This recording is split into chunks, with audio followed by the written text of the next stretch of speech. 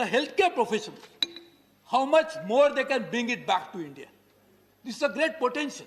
But to do that, while we are regulating it, we should do it in such a way that there will be a promotional aspect to it, so that more and more people will be able to get into this and will do that. And sir, my one suggestion, that like abbreviations, like the doctors are called doctors, advocates are called advocates, the lawyers are called advocates, chartered accountant called CAs, there is everybody. Because you are creating this new category of professionals, think about an abbreviation for them, so that there will be a sense of identity. They will feel privileged that I am HCO, healthcare professional, something like that, HCP maybe. But something like that, which will actually ensure that there will be a dignity for them into the society.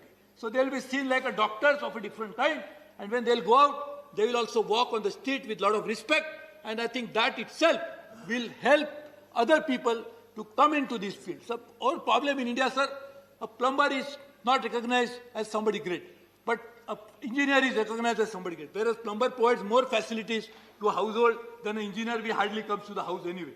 So I think this is very important, that we must move towards providing dignity of labor to all our professionals. And in healthcare, it's a pyramid. So doctor is at the top, the super specialty doctor is on the super top, but the pyramid cannot be standing on its own strength unless these healthcare professionals, who are bulk and the most important foundation of the healthcare system. So I really welcome this, and I once again congratulate the Minister for many things, including how you are handling COVID, but I'm sure you will be able to take this process forward, create a new regime in which our healthcare professionals will be able to not only work in India and offer better healthcare services, but will be able to go abroad as ambassadors of India, send money back home, and in the process will be able to create even more employment for the people. So I really wish to congratulate the Minister. Thank you very much, sir, for giving me time. And I'm sure, again I say, but my friend has gone, that wishing him good health. Thank you. धन्यवाद माननीय Suresh Prabhu ji. Doctor Shantanu Sen ji. Thank you, sir. Good evening, one and all. I would like to share my 3 observations regarding this bill. First of all, in recent past, we have seen that our present government is in a mode to dissolve the democratically elected autonomous bodies like Medical Council of India, which has been converted to National Medical Commission, like Dental Council, Homeopathy Council, and so on. But there is one paradox in this case which is being noticed. In those cases, the professional councils were dissolved and commission was formed. But here, paradoxically, we have seen that the commission is being formed, at the same time the professional councils are also existing. So, to my utter surprise, it is something really paradoxical. Number 2, so far my understanding goes, the duration of the course that has been given is 3 years to 6 years.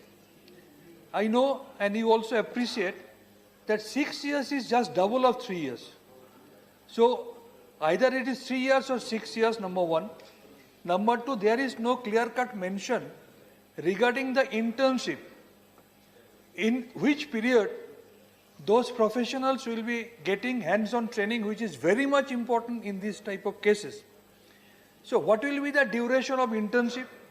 If it is of 1 year, then the student who is undergoing this course for 3 years, and if their internship is for 1 year, then we all understand that they will be getting the training for only 2 years.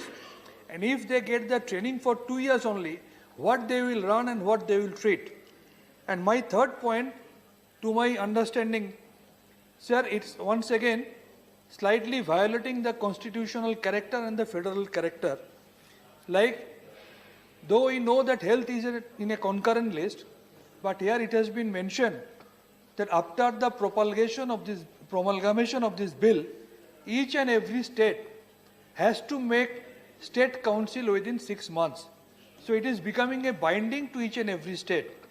I personally believe that states should be given little more liberty to take their own decision, because the healthcare scenario and the healthcare structure is not same in each and every state, sir. I believe our respected and learned minister will take all these points into consideration. Thank you very much. Thank you doctor Shantanu Sen ji. Shri Mujibullah Khan जी।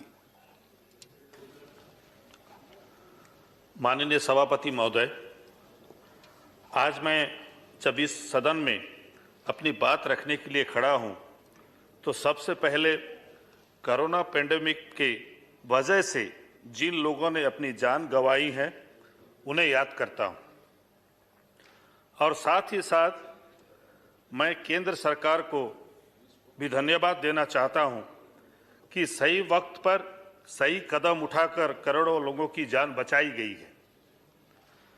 इसी तरह से उड़ीसा के माननीय मुख्यमंत्री श्री नवीन पटनायक जी का भी मैं धन्यवाद देना चाहता हूं। उनकी जितनी तारीफ की जाए उतनी कम है। उनके काम की मिसाल अब